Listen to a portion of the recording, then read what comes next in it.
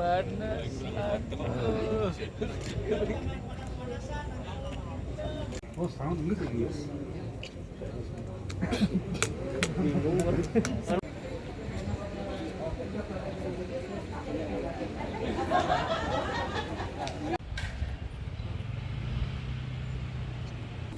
Hari ini kita akan melaksanakan rilis terkait penyalahgunaan pengangkutan dan atau niaga LPG yang bersubsidi. Ini sebenarnya kasus sudah terjadi di 15 Juli. Tetapi update-nya akan kita berikan sekarang karena ada beberapa pengembangan yang dilakukan. Akhirnya didapatkan tersangka yang tadinya cuma 2 orang, sekarang sudah menjadi 9 orang. 11 orang. Jadi ada penambahan sebanyak 9 orang.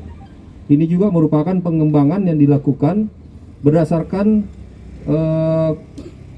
proporsi yang dilaksanakan. Jadi ini berkembang bukan saja pelaku yang menggelapkan LPG pada lokasi TKP, tetapi juga ada kaitan antara perusahaan. Mulai antara kaitan perusahaan dengan pengangkutan dan juga perusahaan karyawan dari perusahaan penerima subsidi ini. Untuk uraian kronologis mungkin langsung nanti kami serahkan ke Pak Dirkrimsus untuk memaparkan bagaimana kronologis pengungkapan dan juga pengembangan dari kasus ini. Kami persilakan Pak Dirkrimsus. Rekan-rekan, sebagaimana disampaikan oleh Pak Kabid Humas, bahwa kasus ini tentunya bukan terjadi secara sporadik, akan tetapi memang secara berjenjang dan sindikasi. Berawal dari perintah Bapak Kapolri, tentunya mulai Bapak Kapolda Jawa Barat, terkait dengan pengamanan subsidi pemerintah yang berkaitan dengan subsidi BBM dan gas. Ini sangat besar sekali, bahkan nilainya triliunan rupiah. Oleh sebab itu kami diperintahkan oleh Bapak Kapolda, oleh pimpinan kami untuk membentuk tim monitoring dan pengawasan subsidi ini, terutama jalur distribusinya. Sebagaimana yang pernah kami sampaikan sebelumnya, berawal dari hasil monitoring tim kami yang kami bentuk, yaitu pada tanggal 15 Juli 2022, sekira pukul 2.30 dini hari tepatnya, di sekitar daerah Patok Besi, Desa Tanjung Rasa, Kabupaten Subang, kami menemukan seorang yang sedang menjaga gudang yang diduga tempat untuk melakukan penyalahgunaan perniagaan dan distribusi BBM dan LPG. Hal ini kami temukan berdasarkan keterangan masyarakat, yang mana masyarakat melaporkan kepada petugas dari Polres Subang bahwa sering keluar masuk tangki seperti di belakang ini. Tangki ukuran besar, keluar masuk kemudian bau gas yang menyengat. Nah, dari sanalah kami bergerak dan kami berhasil menangkap 2 orang di TKP pada tanggal 15 tersebut.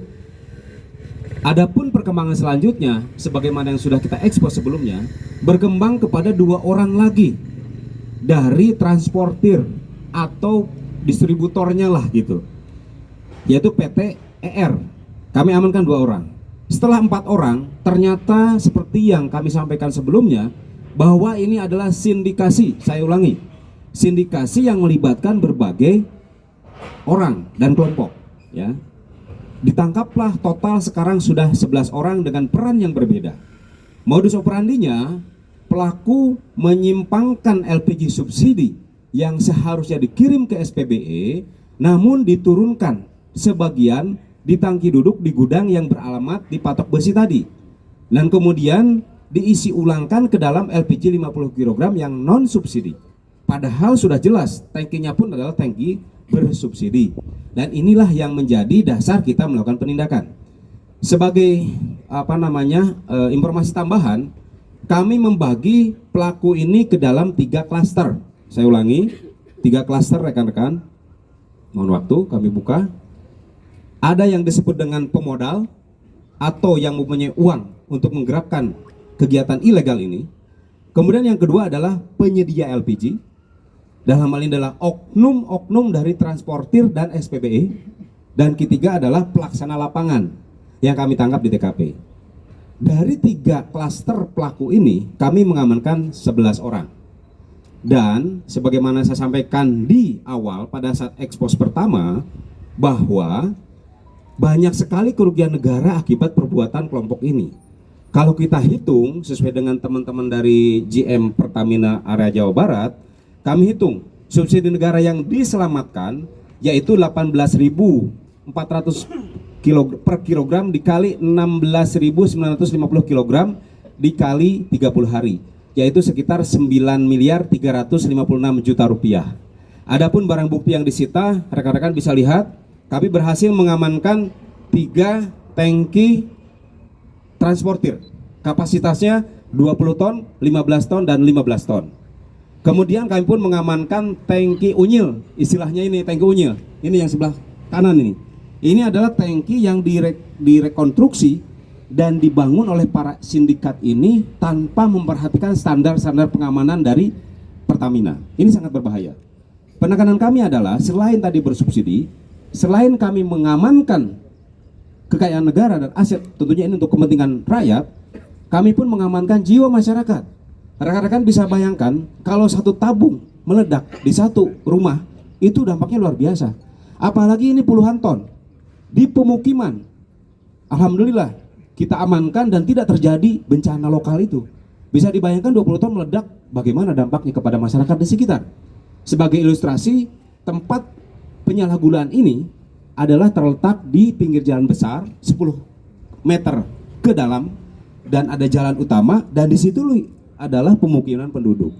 Oleh sebab itu, berdasarkan uraian tadi, kami jerat para pelaku ini dengan berbagai perundang-undangan yang berlaku, yaitu Undang-Undang Migas tentunya, kemudian juga Undang-Undang Perlindungan Konsumen yang ancaman hukumannya tentunya 5 tahun penjara dan lebih sampai kepada 6 tahun penjara. Saya sampaikan tadi, yang pertama adalah peran dari driver atau supir. Teman-teman sudah melihat bagaimana kami di TKP dan kami pun melakukan penggerebekan, terlihat jelas peran supir di situ. Dan di sini sudah kami nangkan 2 ya, 2 orang driver, manajer dan supervisor. Ditambah lagi manajer dan supervisor. Itu keterlibatan SPBE. Adapun hal-hal lain, mohon maaf, teknisi dan transportir ya, mohon maaf saya ulangi. Selain itu juga kami pun mengamankan beberapa orang dari oknum SPBE. Nah ini adalah sindikasinya. Oleh sebab itu nanti untuk lebih jelasnya mungkin teman kita dari Pertamina akan menjelaskan bisnis prosesnya sehingga jelas di mana letak kebocorannya. Sindikasi ini terungkap berdiri sendiri. Kemudian apa yang kami tangkap sebelumnya yaitu modusnya berbeda. Di sana adalah memindahkan dari tabung-tabung yang biasa kepada tabung 3 kg sehingga levelnya beda. Kalau ini langsung dari tangki dipindahkan ke tangki cadangan, dipindahkan lagi ke 50 gram. Itu yang pertanyaan pertama. Yang kedua, terkait dengan antisipasi, ya tentunya kami tetap melakukan patroli. Adapun untuk Pertamina, ya kami serahkan ke Pertamina.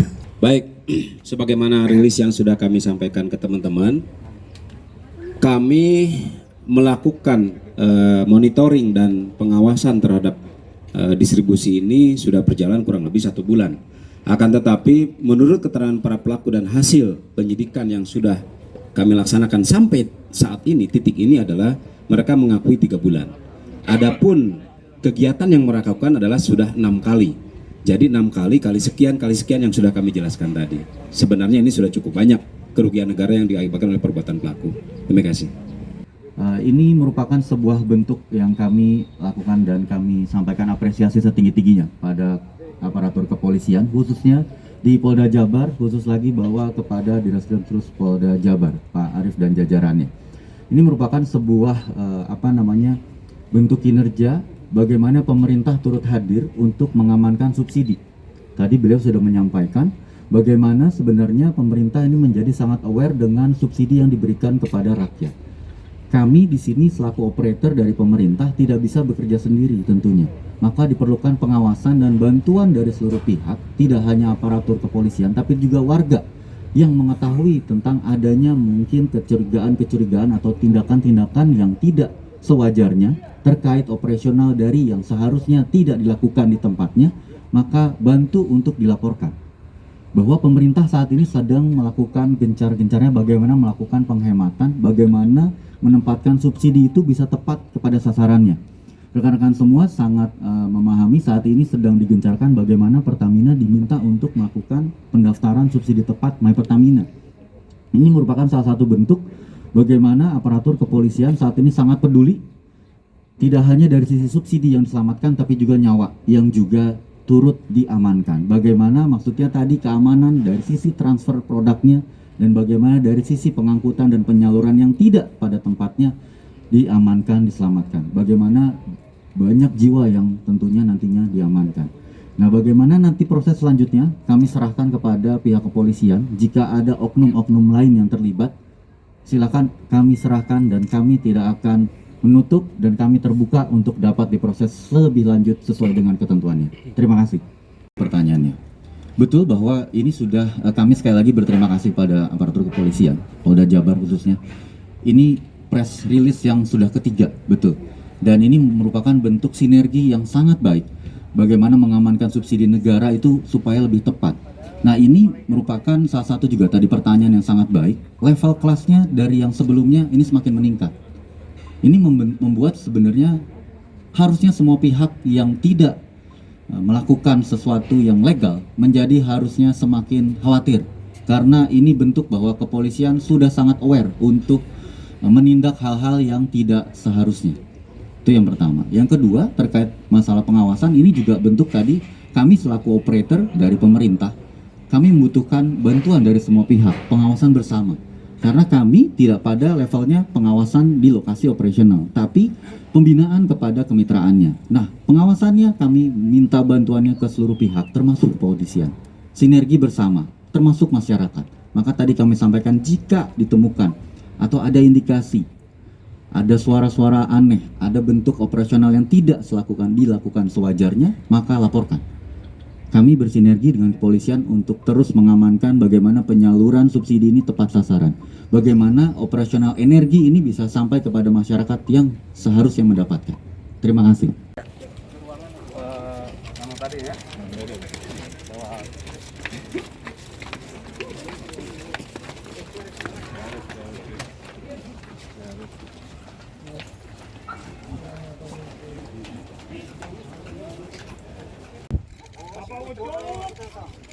Sudah cukup Pak. Lagi ya? Dua. Oke. Ini.